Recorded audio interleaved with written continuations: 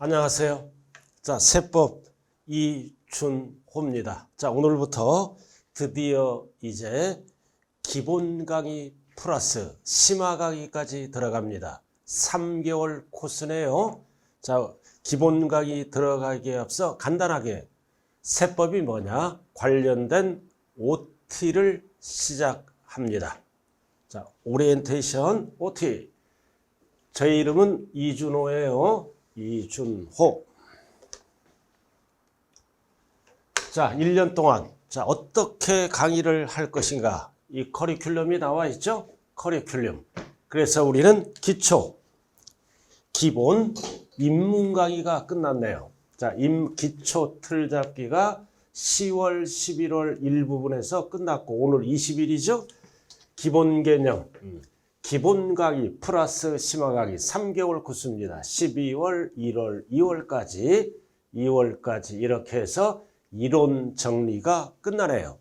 3개월 코스다. 자, 이론 정리가 끝나면 이제 이론 정리를 바탕으로 뭐를 해야 돼요? 3, 4월 달은 기출문제 아주 중요하죠? 자, 기출문제 특강이 들어갑니다. 자, 그럼 기출문제가 끝나면 다시 한번 뭐다? 5, 6월 달은 요약집 강의가 들어갑니다. 요약집 강의. 5, 6월 달. 그 다음 7, 8월 달은 이제 요약집 강의를 바탕으로 뭐다? 실전 문제풀이. 자, 7, 8월.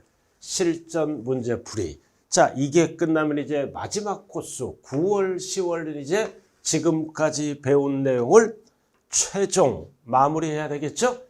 마무리해야 됩니다. 그래서 다시 한번 이론 특강을 합니다. 시험에 나올 수 있는 이론 특강을 하고 이해를 바탕으로 보다 쪽집게 100선 특강이 들어갑니다. 그럼 이 100선만 잘하더라도 60점 맞을 수 있겠죠? 자, 이렇게 해서 1년 이제 강의가 끝나게 됐네요.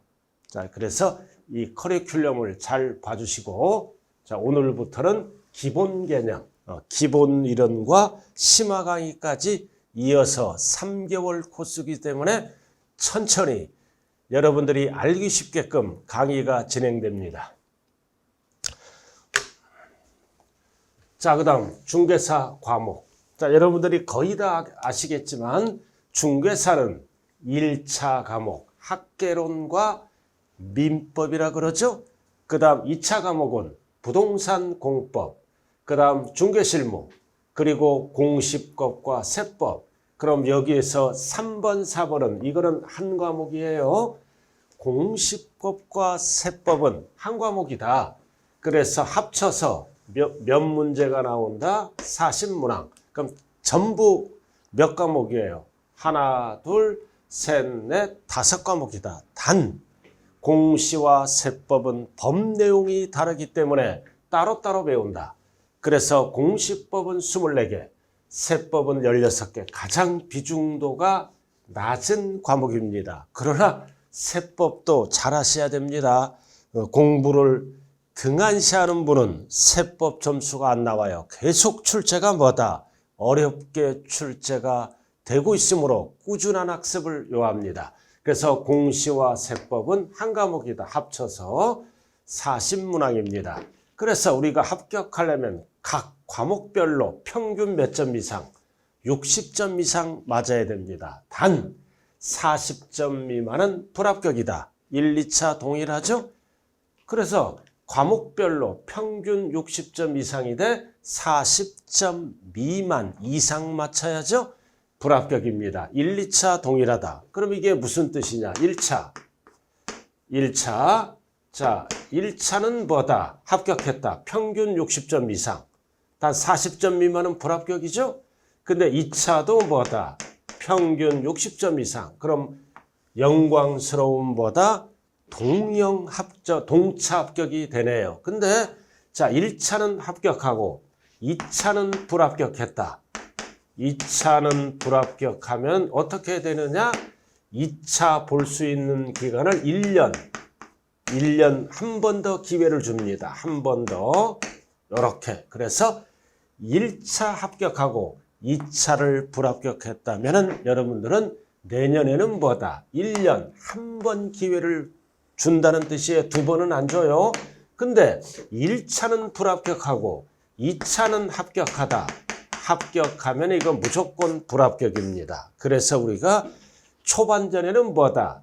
1차 위주로 공부를 좀 해야 되겠죠? 왜? 2차를 합격하더라도 1차가 안 되면 전체가 불합격이다. 자, 이렇게 해서 1년 코스를 갖고 우리는 차분히 준비하면 됩니다. 자, 그럼 부동산 세법이니까 요즘 세법은 16문제라 그랬죠? 항상 4개에서 5개는 난이도가 있다.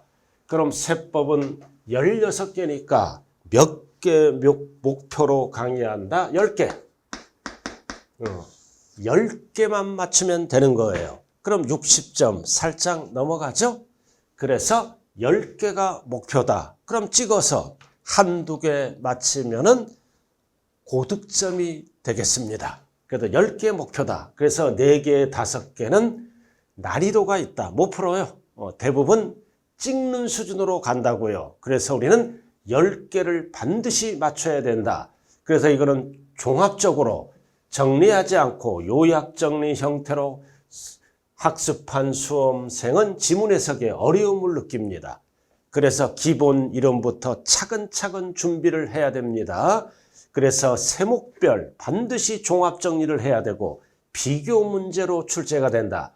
응용력을 요구하고 그럼 이게 중요하죠. 종합 정리. 그래서 이 세법은 종합 정리를 3번에 나눠서 합니다. 자, 3번. 이거는 한 장짜리다. 그래서 여러분들 오늘 프린트해 보시면 핵심 정리 1 프린트가 있어. 종합 정리된 겁니다. 반드시 해야 돼요. 핵심 정리 1. 그럼 이게 끝나면 핵심 정리 2. 그리고 핵심 정리 2가 끝나면 3. 그래서 종합 정리, 즉 한 장짜리입니다. 그래서 세법은 결론은 뭐다? 한 장으로 출발해서 한 장으로 끝난다. 핵심 정리 1, 2, 3가 있다는 뜻입니다. 그래서 우리가 수업을 마치면 반드시 뭐다? 종합 정리를 해서 반복 학습해서 눈에 익혀야 됩니다.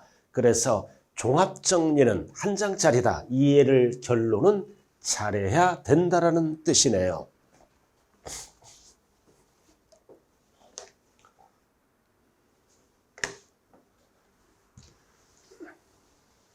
자, 부동산 세법. 그래서 세법이 뭐다? 세금에 관한 법. 그럼 우리는 전체 세금에 관한 법을 배우는 게 아니라 부동산에 관한 뭐다? 세법을 배웁니다. 부동산이 뭐예요? 토지, 건물, 이런 거, 땅, 그 다음 건물, 상가, 사무실, 주택 등등등. 그래서 이 부동산은 토지와 세법에서는 건축물을 말한다.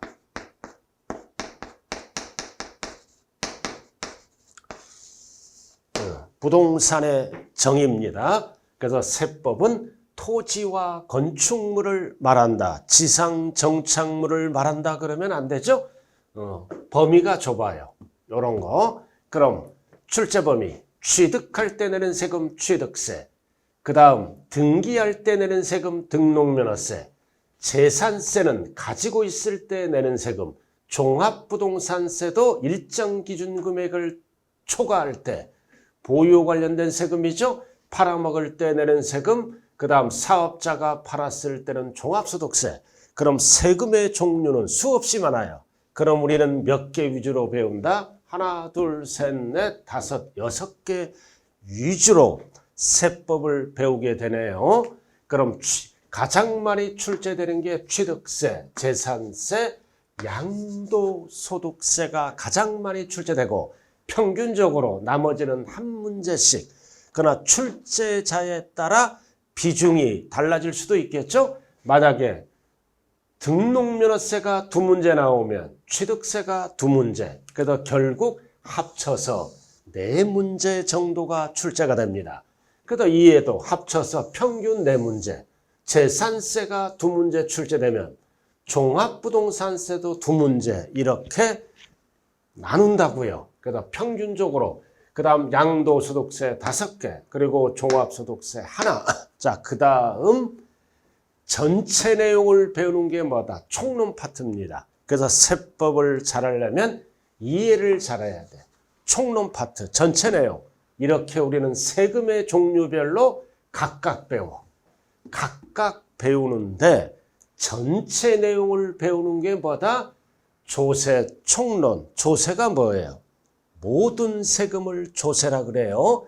그럼 모든 세금을 우리는 다 배우는 게 아니라 가장 중요한 6개 위주로 배운다. 그래서 세법을 잘할 수 있는 지름길은 전체 내용, 총론을 잘해야 됩니다. 총론. 그래서 오늘 총론 일부분까지 구체적인 강의가 들어가게 되겠네요. 자, 이렇게 해서 출제 범위를 파악하시고요. 취득세는 어떨 때 내는 세금이에요? 소유권을 취득할 때 내는 세금을 취득세라 그래요. 내 거. 그 다음 등록면허세는 어떨 때 내는 세금이에요? 소유권이 아닌 거를 취득했을 때, 예를 들어서 저당권 취득, 전세권 취득, 이럴 때는 등록면허세를 납부하고 영수증 등을 챙겨서 등기서류에 첨부하게 됩니다. 그래서 취득세는 소유권 취득할 때 내는 세금. 대표적인 소유권은 부동산을 취득했다. 내 거. 그 소유권이 아닌 것, 전세권 취득, 저당권을 취득해서 등기할 때는 무슨 세금 낸다? 등록면허세. 그리고 재산세와 종합부동산세는 가지고 있을 때 내는 세금이에요. 매년. 그래서 이해는 한 번 내는 세금이지만은 재산세. 여러분들이 그래서 세법을 잘할 수 있는 분들은 뭐다? 집이 있는 분들이 잘해요. 대부분. 우리가 아파트를 갖고 있다. 매년 재산세 고지서가 날라오죠? 그래서 이거는 매년 재산세를 납부하는 거고, 그리고 일정 기준 금액을 초과할 때는 종합부동산세, 사후에서 줄여서 뭐라 그런다? 종부세. 그럼 이거는 무조건 내는 게 아니라 일정 기준 금액을 초과할 때, 즉 부자세죠. 그래서 세법은 상식인 게 많아요.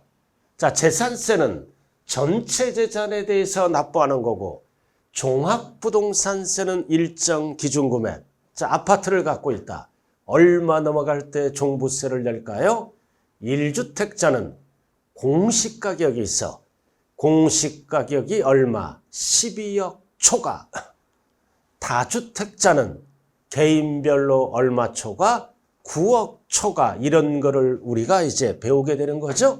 그러니까 이거는 상식이잖아. 주택. 1주택자는 얼마 초과할 때 낸다? 12억 초과 부분에서만 내고, 다주택자 2개 이상은 개인별로 얼마 초과? 9억 초과. 매년 내는 세금이다. 그리고 팔아먹을 때 내는 세금은 뭐다? 양도소득세. 이거는 누가 판 거야? 개인. 그리고 사업자가 팝니다. 매매업자가. 이렇게 팔 때는 세금의 이름이 뭐다? 종합소득세다.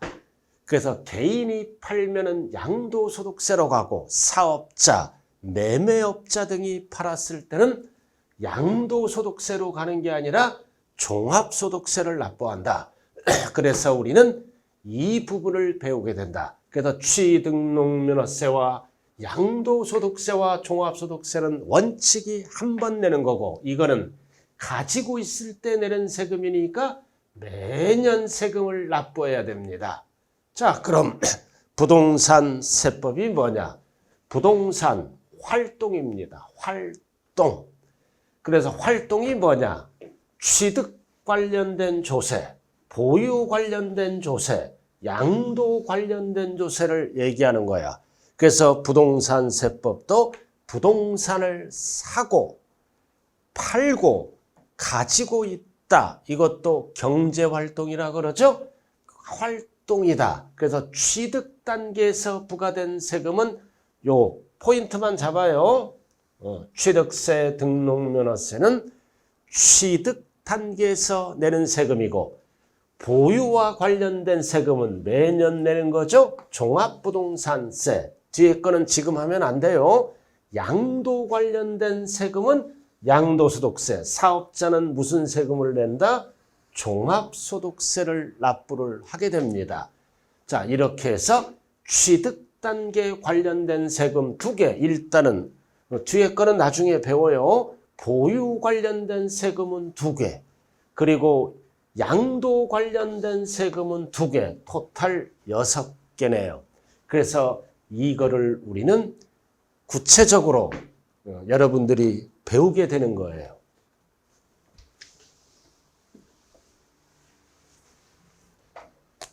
자, 취득 관련된 세금, 취득세, 등록면허세. 취득세는 어떨 때 낸다?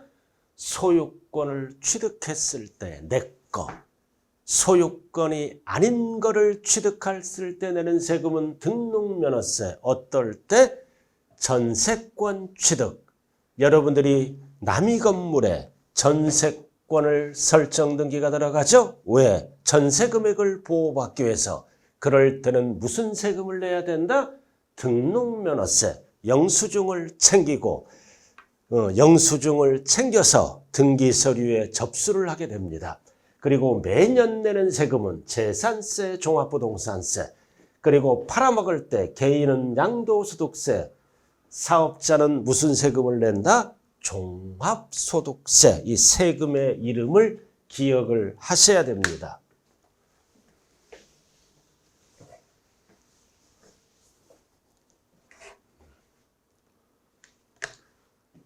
자, 취득세, 양도소득세는 금방 설명했죠?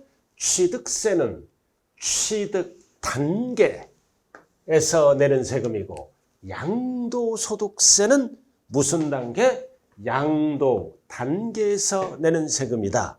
자, 그럼 여기에서 이제 알아야 될 거는 취득세가 뭐냐? 취득세는 소유권을 취득할 때 내는 세금입니다. 대표적으로 소유권 취득은 뭐다? 아파트를 분양받았다. 그럼 분양받으면 내 거잖아. 소유권. 그럼 이 취득세는 이 변천사를 봐야 돼요.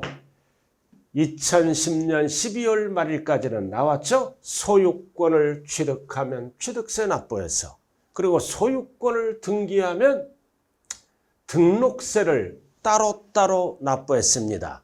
그리고 소유권 이외 전세권 취득, 저당권 취득, 등록세, 그리고 각종 면허를 취득하면 면허세. 여러분들이 중개사를 합격하면은 면허세를 내야 됩니다. 각종 면허 등에 이렇게 따로따로 과세하다가 언제부터? 11년 1월 1일부터 현재까지는 어떻게 했다? 합쳐서 취득세와 등록세를 합쳐서 취득세를 납부하고 영수증 등을 챙겨서 등기 접수하죠. 그럼 세법은 등기 접수는 안 배워요. 여기까지 배우는 거다. 그리고 2개를 합쳐서 무슨 세금을 납부한다? 등록 면허세를 납부합니다. 그래서 이 취득세를 배울 때는 뭐다? 소유권 취득과 등기를 합쳐서 취득세를 납부하고 이외 전세권 취득과 면허세를 합쳐서 등록 면허세를 납부하게 되는 거예요. 자, 우리가 상식적으로 상가를 분양받으면 분양 가격의 취득세 세율이 몇 프로일까요? 자, 나중에 배우죠? 그러나 기본 4%를 내야 돼. 4%. 상가를 10억짜리 분양받으면 4%, 2억짜리 분양받았다? 거래금액의 4%를 취득세를 부담해야 됩니다. 그럼 옛날에는 어떻게 했어요? 옛날에는 취득세 2%, 그 다음 소유권을 등기할 때는 등록세를 납부했죠? 등록세 몇 프로, 2% 이렇게 따로따로 납부했어. 납부하다가 11년 1월 1일부터는 합쳐서 취득세를 몇 프로 납부한다? 4%. 왜 이렇게 통합됐을까요? 자, 옛날에는 어떻게 했어? 취득세는 납부해. 근데 등기는 나중에 하더라 이거지. 세금상 불이익이 없으므로. 그럼 이해는 납부를 안 해. 그럼 지자체 입장에서는, 정부 입장에서는 2%밖에 안 들어오잖아. 그럼 2%는 팔 때 들어오겠죠? 그러니까 4%를 걷어야 되는데 2%밖에 못 걷더라. 그래서 취득세는 등기를 안 하더라도 합쳐서 몇 프로를 납부한다? 4%를 납부해야 영수증을 받고 등기 접수를 하게 된다. 그래서 이렇게 놔두니까 절반밖에 안 들어오더라. 그럼 정부의 뭐다? 세금이 줄어들죠? 재정 수입이 줄어들므로 등기를 안 하더라도 4% 함께 뭐를 납부해야 된다? 4%. 그 소유권 이외, 저당권 취득, 각종 면허서 합쳐서 무슨 세금을 납부한다? 등록 면허세. 일단은 용어 정리해요. 용어 정리입니다. 자, 아주 중요한 거예요. 이거 합쳐서 뭐를 납부한다? 취득세. 두 녀석을 합쳐서 뭐를 납부한다? 등록 면허세. 이렇게 되겠네요. 자, 7번. 경제활동. 사고 파는 것도 경제라 그러죠? 경제활동이다. 대표적으로 사고 파는 거를 뭐라 그래요? 매매. 매매라고 얘기합니다. 자, 그럼 갑을, 자, 부동산을 이전했다. 매매했다는 거죠? 그럼 판자는 뭐다? 양도자라 그래요. 산자를 뭐라 그래요? 매수자. 이런 용어 정리. 도자, 수자 또는 다르게도 양도인, 양수인 똑같은 거죠? 그럼 양도세는 무슨 세금을 내야 된다? 양도소득세, 팔아먹은 자. 그러나 산자, 매수자는 무슨 세금을 낸다? 취득세를 납부합니다. 그래서 매매, 사고 파는 거 대가를 지급하죠. 그래서 양도자는 양도소득세, 양수자, 매수자는 무슨 세금을 낸다고요? 취득세를 납부한다. 할만하죠?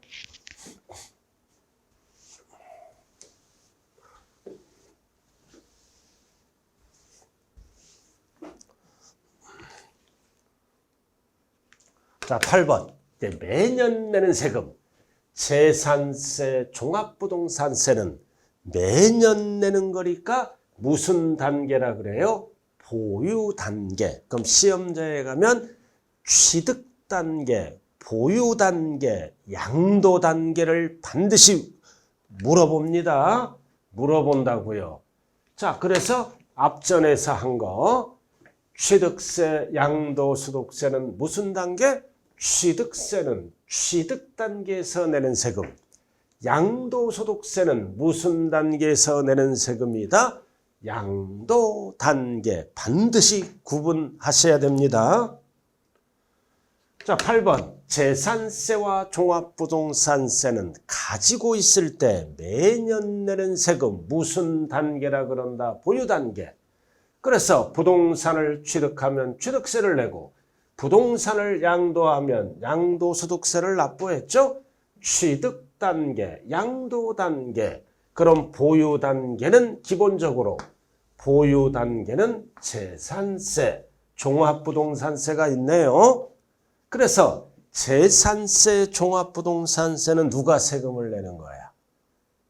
재산을 소유한 자, 재산을 가지고 있는 자. 그럼 기준은 6월 1일 소유자가 1년치를 냅니다. 그래서 6월 1일 소유자는 뭐다? 1차적으로 재산세를 납부하고 기준금액을 초과할 때 주택은 얼마나 그랬어요? 1주택자는 12억 초과, 2주택 이상 다주택자는 9억 초과.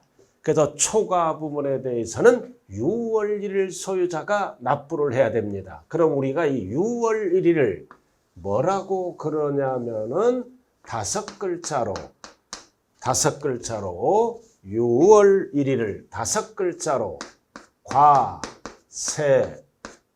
기준일이라고 얘기합니다. 몇 월 며칠 6월 1일. 이 5글자는 무슨 세금에만 쓰는 용어다? 재산세, 종합부동산세에서만. 그래서 재산세, 종합부동산세를 과세할 기준일은 6월 1일입니다. 그래서 6월 1일 소유자, 즉 5글자로 뭐라 그런다? 과세 기준일 소유자는 1차적으로 재산세를 납부하고 2차적으로 일정 금액을 초과할 때는 무슨 세금을 낸다? 종합부동산세. 꼭 기억하세요. 6월 1일. 6월 1일을 5글자로 뭐라 그런다? 과세 기준일. 재산세, 종합부동산세. 세금을 과세할 때 기준이 되는 날짜 6월 1일이에요. 6월 1일. 왜 수많은 숫자 중에 6월 1일일까요? 항상 숫자는 대부분 만든 이유가 있어요. 그래서 우리가 재산세, 종부세는 무슨 가격으로 세금을 계산할까요? 공시가격. 정부가 발표한 가격. 그러나 취득세와 양도소득세는 뭘로 세금을 과세할까요? 실질, 거래가액으로 세금을 계산하고 취득세, 양도소득세, 그래서 재산세, 종부세는 실거래가액을 쓰는 게 아니라 공시가격. 나중에 다 배워요. 공시가격, 정부가 결정한 세금. 여러분들이 들어봤죠? 공시한다고요. 1년에 한 번. 그럼 우리의 아파트는 언제 아파트를 공시할까요? 4월 말까지 시세의 7, 80% 수준으로 공시를 합니다. 땅은 5월 말까지. 그래서 주택은 뭐다? 4월 말까지 공시하고 땅은 5월 말까지 공시를 합니다. 널리 알리는 거죠. 그래서 5월 말까지 공시하니까 당연히 뭐다? 6월 1일이 기준이 되는 날짜가 되는 거다. 왜 6월 1일이다? 5월 말일까지 공시함으로. 그럼 기준은 6월 1일. 꼭 기억해야 돼요. 시험은 7월 1일. 5월 1일 하면 틀려요. 절대 외우지 마시고 공시가격은 시세의 7, 80% 수준으로 언제 발표한다? 5월 말까지. 고로 기준이 된 날짜는 몇 월 며칠? 6월 1일. 그래서 6월 1일 소유자를 5글자로 뭐라 그런다? 과세 기준일. 자, 이렇게 해서 취득 단계에서 내는 세금은 취득세, 양도 단계에서 내는 세금은 양도소득세, 소유권이죠. 보유할 때 내는 세금은 재산세, 종합부동산세가 대표 주자가 되겠네요. 자, 그 다음 9번. 부동산 결제항동, 증여상속. 우리가 증여를 받으면 원칙이 뭐다? 증여세를 납부하고, 돌아가시죠? 생전에 받으면 증여세, 사망해서 받으면 상속세를 납부를 해야 되잖아요. 그럼 우리는 이 증여세와 상속세는 출제가 안 돼요. 출제가 안 되더라도 용어는 알아야 됩니다. 자, 무상으로 이전시켰다. 무상으로 이전시키면 뭐라 그런다? 증여. 증여. 그래서 증여하는 자를 뭐라 그래요? 증여자. 그리고 받는 자를 뭐라 그런다? 수중자. 그래서 수중자는 증여세를 내야지. 원칙이. 자, 사망. 사망하면 무슨 세금을 내야 한다? 원칙이 상속세. 상속세. 용어 정리. 자, 돌아가신 분을 뭐라 그래요? 피상속인. 피를 흘리며 돌아갔잖아. 피상속인. 받는 자를 뭐라 그래요? 상속인. 상속세를 내야 된다. 그러나 이거는 출제 안 돼요. 그러면은 증여를 받았다. 상속을 받으면 내 걸로 만들어야죠. 등기 쳐야 될 거 아니에요. 증여 등기를 쳐야 되고 상속 등기를 쳐야 내 것이 되죠. 그럼 등기 칠 때 내는 세금, 소유권, 무슨 세금을 내야 된다? 취득세를 납부해야 됩니다. 우리 시험은 요 애를 배우는 거예요. 증여받았을 때 취득세가 몇 프로냐? 상속받았을 때 상속세에 대한 취득세는 몇 프로냐? 그래서 용어 정리, 증여하는 자를 증여자, 받는 자를 뭐라 그런다? 수중자. 돌아가신 분을 뭐라 그런다? 피상속인. 상속을 받는 자를 뭐라 그런다? 상속세. 그럼 증여받고 상속받으면 등기 쳐야죠? 그럼 등기 칠 때 내는 세금이 뭐다? 취득세입니다. 소유권을 등기 칠 때 내는 금 취득세. 이거를 우리가 앞으로 배우게 되겠습니다.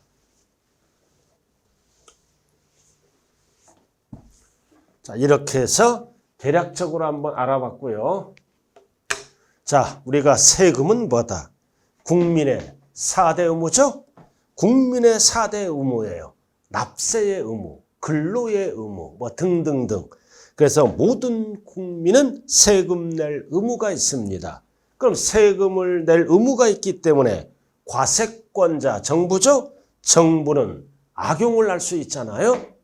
국민에게 모든 자에게 세금을 거두면 과세권을 남용을 하기 때문에 모든 세금은 아무런 반대급부 없이 강제적으로 징수하는 국민의 4대 의무인데 항상 뭐가 충족이 돼야 된다? 과세 요건. 세금을 과세할 때 중요한 요건이 충족되면 아무런 반대급부 없이 강제적으로 징수하는 게 세금입니다. 그래서 세금별로 과세 요건이 충족이 될 때만 세금을 거둘 수 있다. 과세 요건이 뭐라고요? 세금을 과세할 때 중요한 요건 몇 가지? 네 가지. 네 가지예요. 그래서 앞으로 우리는 이거를 배워야 돼요. 과세대상 납세의무자 과세표준 세율. 네 가지를 뭐라 그런다? 과세 요건. 글씨가 네 가지예요. 세금을 과세할 때 중요한 요건 몇 가지? 네 가지. 그래서 이거를 구체적으로 세목별로 배우게 되네요. 자, 그럼 과세 대상이 뭐다? 무엇을 과세 대상으로 할 것인가? 무엇? 상가냐, 토지냐, 주택이냐, 무엇? 그 다음 납세 의무자는 누가 세금 낼 의무자인가?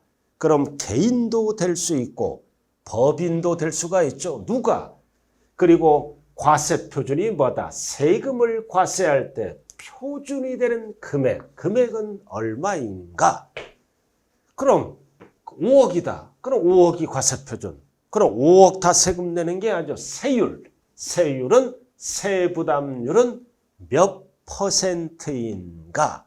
이게 네 가지를 합쳐서 뭐라 그런다? 과세 요건. 자, 예를 들어서 갑돌이가 1억짜리 상가를 분양받습니다. 상가를 분양받았다. 그럼 상가를 분양받으면 내 것, 소유권을 취득했죠?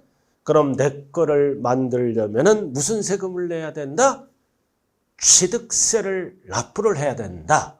그래서 취득세 납부할 때는 뭐가 충족이 돼야 된다? 과세 요건. 그럼 과세 요건은 네 가지죠? 그럼 과세 대상은 뭐가 되는 거야? 상가. 무엇? 상가를 우리는 법용어로 뭐라 그런다? 세금을 과세할 때 무엇을 대상으로 할 건가? 상가. 그 다음 납세 의무자는 누구야? 갑을 뭐라 그런다? 납세 의무자. 그 다음 세금을 과세할 때 표준이 되는 금액은 얼마야? 1억. 그래서 1억을 네 글자로 뭐라 그런다? 과세표준. 그러면은 세부담률은 몇 프로인가? 이거를 우리가 취득세 파트에서 세율을 배워. 그럼 법에서 정한 세율은 몇 프로다? 4%입니다. 4%. 그래서 1억짜리 분양받든 100억짜리 분양받든 취득세, 상가에 대한 세율은 법에서 정하죠? 4%. 이 4%를 뭐라 그런다? 세율. 그럼 이제 네 가지가 결정됐죠. 그럼 과세 요건이 충족되면은 세금 계산을 시작합니다. 그럼 모든 세금 계산은 어떻게 계산한다? 세액의 계산, 즉 세금 액수의 계산, 이 공식이죠. 과세 표준 곱하기 세율은 계산해서 세금 액수가 나온다. 그래서 과세 표준이 얼마다? 1억. 1억이잖아. 1억. 과세 표준은 1억이에요. 1억.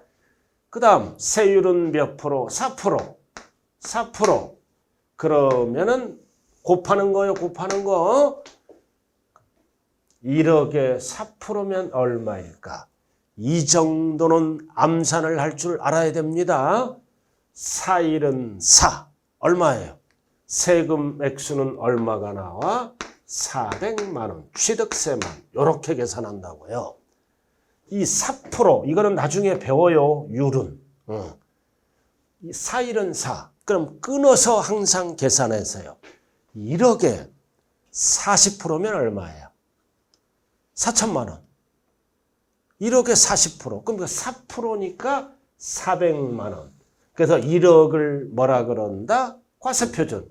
4%를 뭐라 그런다? 세율. 그리고 400만 원을 뭐라 그런다? 산출세액. 자, 시험은 어떻게 나와? 세율은 어디에다 곱한다? 과세표준. 절대로 세액에다 곱한다 그러면 안 돼요. 이 세율은 과세표준에 곱하는 비율을 말합니다. 세율은 위에다 곱하는 거지 밑에다 곱하면 안 된다. 그럼 모든 세금 계산은 기본이 이 공식을 통합니다. 과세표준 곱하기 세율은 산출세. 자, 이렇게 해서 과세요건과 세액의 계산 용어 정리를 한번 해봤어요.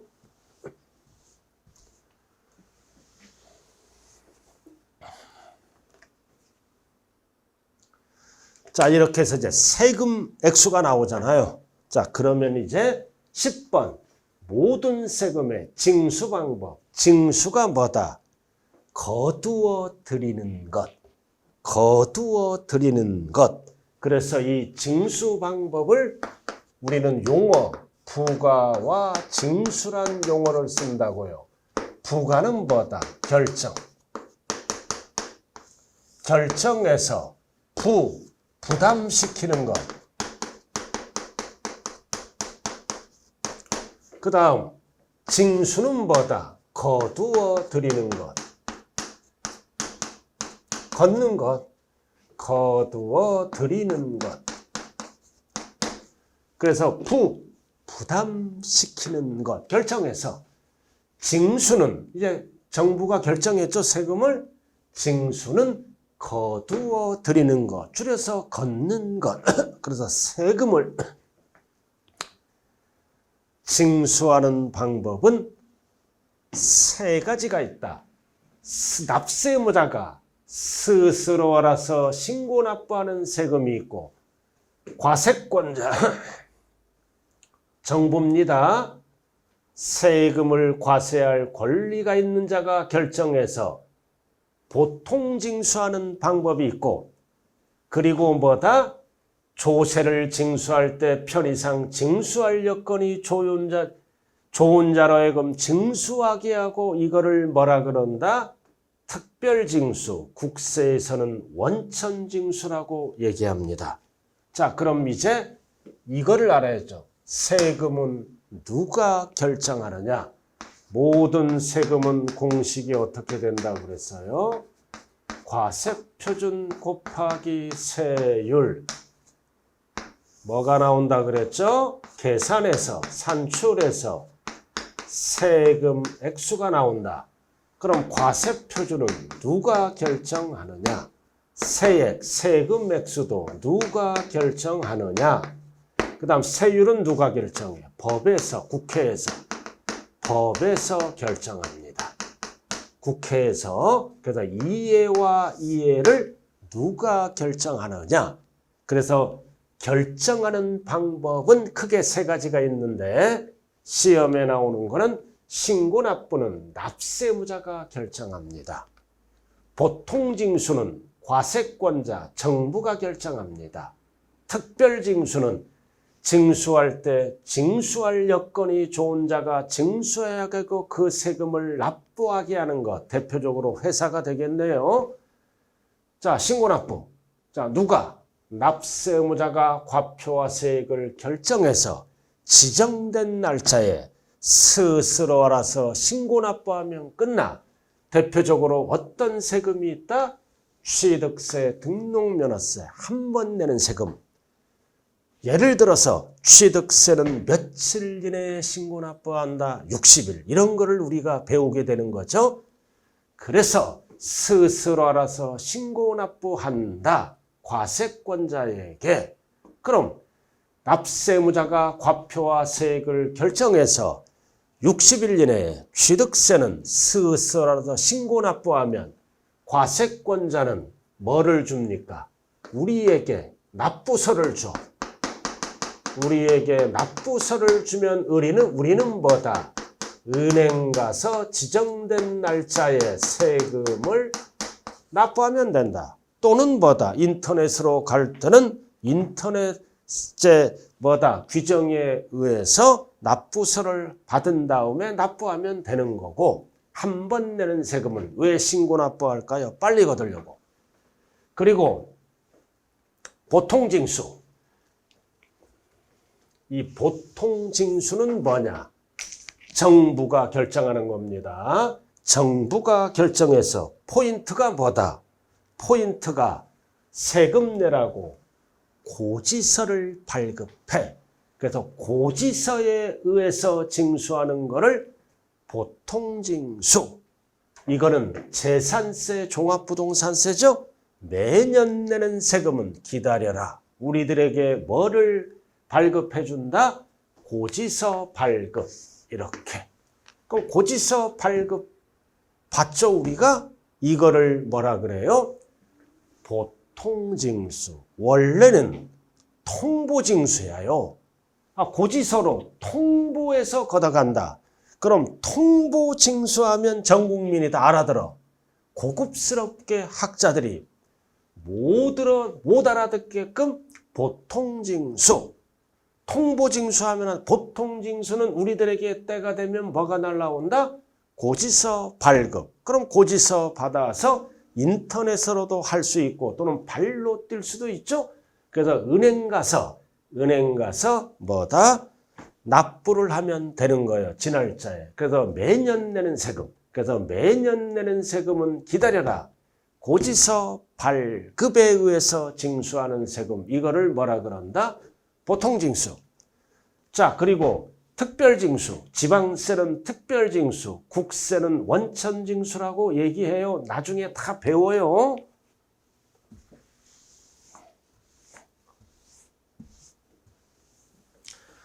여러분들이 회사 다니죠. 회사. 한 달에 한 번 급여를 받잖아. 급여를 받아. 그럼 이 급여는 소득세법에 의해서 뭐를 띄고 줍니까? 근로소득세. 근로소득세를 띄고 주는 겁니다.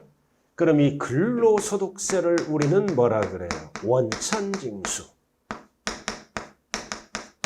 세금을 띄고 준다고요. 근로소득세를. 이거를 원천징수라 그래요. 그럼 세금을 10만 원 띄었다. 그럼 이 근로소득세도 세금이잖아요. 이거는 근로자가 세금을 납부하는 게 아니에요. 회사가 어떻게 한다?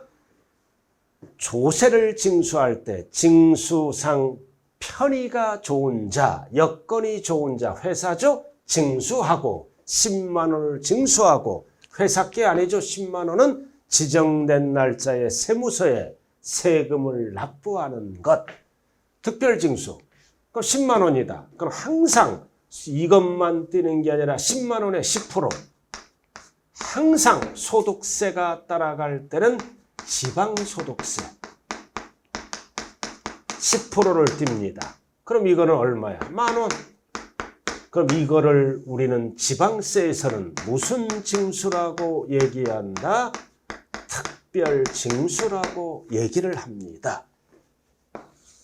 그래서 근로소득세나 근로소득세의 10%는 지방소득세는 뭐라 그런다? 국세에서는 원천징수, 지방에서는 특별징수다. 즉, 내 세금을 회사가 징수하고 납부하는 거다. 위에 거는 뭐다?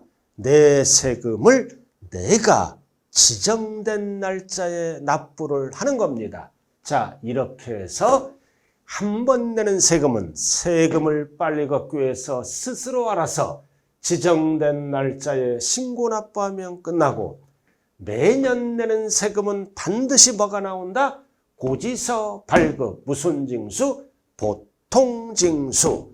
그래서 내가 부담하고 내가 납부한 겁니다. 그러나 밑에는 뭐다? 내가 납세 의무자가 부담은 하되 징수할 여건이 좋은 자, 회사가 10만 원과 1만 원을 징수해서 지정된 날짜에 대신 납부하는 것을 특별징수, 국세에서는 뭐라 그런다? 원천징수. 대표적인 세금은 뭐가 있다? 근로소득세. 이 녀석의 10%는 지방소득세가 있게 되겠네요.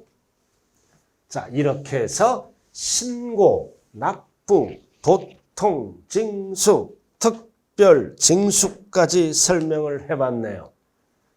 자, 우리가 이제 부동산 세법은 여러분들이 옛날에는 얼렁뚱땅 공부해도 10개 다 맞췄습니다. 그러나 5년 전부터는 난이도가 높아졌어요. 꾸준히 공부를 해야 된다. 그래서 어떤 분은 세법과 공시를 나중에 공부하더라고요. 그거는 절대로 공부 방법이 잘못됐다. 그러니까 처음부터 출발을 동일선상에서 출발을 하되 지문이 16개죠. 시간을 배분할 때는 세법은 뭐다? 배분을 적게 하고 분량이 많은 거는 시간을 많이 배분해서 꾸준하게 해야 된다. 반복을 해야 됩니다. 그래서 고득점을 위한 합격 전략은 실현 가능한 학습 계획을 세운다. 그럼 여러분들 나름대로 학습 계획을 세워야죠. 하루에 몇 시간 할 것인가? 언제 공부할 것인가? 그래서 여기에서 가장 중요한 학습 계획은 뭐다? 한 장짜리입니다. 한 장짜리라고요. 그래서 이렇게 하루 강의가 딱 끝나면 한 장짜리로 마무리를 짓는 거예요. 한 장짜리로. 그래서 한 장짜리도 뭐다? 1, 2, 3가 있어요. 그래서 마무리는 뭐다? 한 장짜리로 하되 여러분들 나름대로 학습 계획을 세우고, 그리고 가장 중요한 것은 기본서입니다. 이론에 충실하자. 이론이 돼야 나머지가 되는 겁니다. 그래서 최소한 기본서를 3번 이상 정독을 해야 됩니다. 기본서에 충실하자. 그리고 우리가 기본서가 끝나면 기출문제를 철저하게 분석을 해야 됩니다. 왜? 출제 경향을 파악을 해야죠. 어떤 분은 기출문제만 풀고 시험자가 옛날에는 60점 맞았어요. 지금은 출제가 그렇게 안 나옵니다. 기출문제만 100번 풀었대. 그럼 거의 불합격합니다. 다 순서대로 가야 된다고. 기출문제는 참고할 뿐이다. 절대 합격을 위한 지름길은 아니다. 그래서 합격을 하면은 순서대로 가야 된다. 철저히 분석합니다. 출제 경향. 그리고 전체적인 흐름을 파악한다.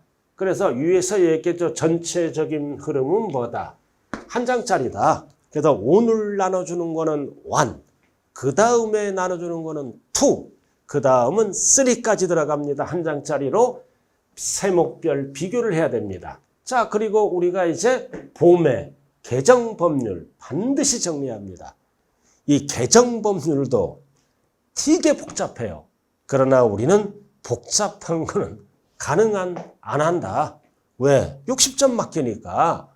그래서 개정법률은 반드시 정리하되 복잡한 거는 안 할 수도 있다. 너무 깊이 있게 들어가면 타 과목에 지장을 초래합니다. 그래서 세법은 10개 맞자. 그리고 최고 12개, 13개만 맞으면 된다. 그리고 가장 마무리는 뭐다? 자신감이 있어야 돼요. 여러분들이 1년 동안 긴 코스죠? 공부를 하다 보면 마라톤이야 마라톤. 한 방에 뛰면은 쓰러집니다. 그래서 할 수 있다는 자신감을 가지고 천천히 그리고 꾸준하게 끝까지 완주를 해야 됩니다. 그래서 공인중개사 시험은 41.195km를 뛰는 마라톤이다. 그럼 여러분들은 오늘부터 마라톤 주자가 됩니다. 그럼 마라톤은 꾸준히 가야죠. 중간에 그만두거나 어떠한 사유로 수업을 등한시하면 또 내년을 기약하게 됩니다. 그래서 할 수 있다는 자신감. 그래서 이 중개사는 뭐다? 학력에 관계없다. 전공 빼고는 나이에 관계없다. 자신감이 중요하다. 할 수 있다. 그래서 인강 드림은 뭐다? 1년 동안 커리큘럼이 나왔죠? 그 순서대로 공부하면 여러분들이 끝까지 간다면 거의 합격한다. 좌우간 여러분들 힘내시고 반드시 10월 달에 영광의 자격증을 취득하기를 바라면서 오리엔테이션 마칩니다. 감사합니다.